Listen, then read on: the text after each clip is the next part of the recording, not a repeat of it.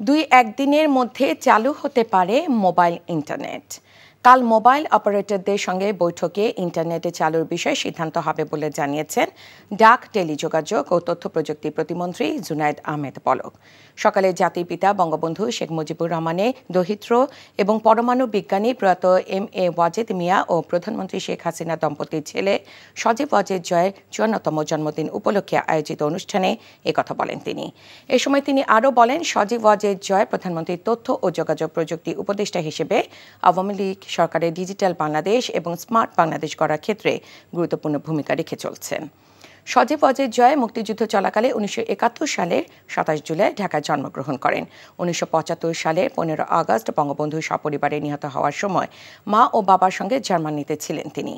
ভারতের Saint Joseph কলেজে লেখাপড়ার পর মার্কিন যুক্তরাষ্ট্রে university of Texas at Arlington থেকে কম্পিউটার সায়েন্সে স্নাতক করেন তিনি। হার্ভার্ড বিশ্ববিদ্যালয় থেকে লোক প্রশাসনে স্নাতকোত্তর ডিগ্রি অর্জন করেন জয়। শিক্ষাজীবন থেকে রাজনীতিতে আসেন তিনি। 2010 সালে 25 ফেব্রুয়ারি পিতৃভূমি রংপুর জেলা আওয়ামী লীগের প্রাথমিক সদস্য পদ দেওয়া হয় তাকে।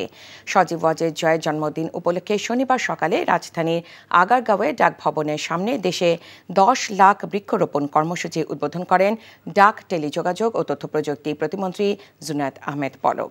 পরে এ উপলক্ষে আয়োজিত আলোচনা অনুষ্ঠানে তিনি জানান, রোববার সকালে মোবাইল ফোন অপারেটরদের সংগঠন এমটবের সাথে বৈঠক করে 2-1 দিনের মধ্যে দেশে 4G ইন্টারনেট সংযোগ দেয়া হবে।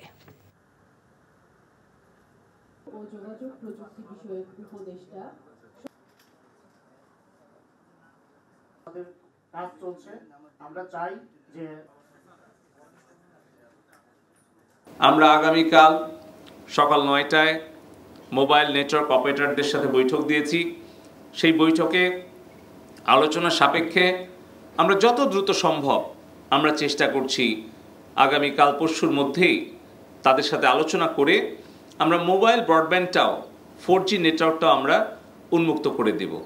এখন জন্ম সনদ দিয়ে খোলো বিকাশ স্টুডেন্ট অ্যাকাউন্ট। নিজের বিকাশ নিজে কর।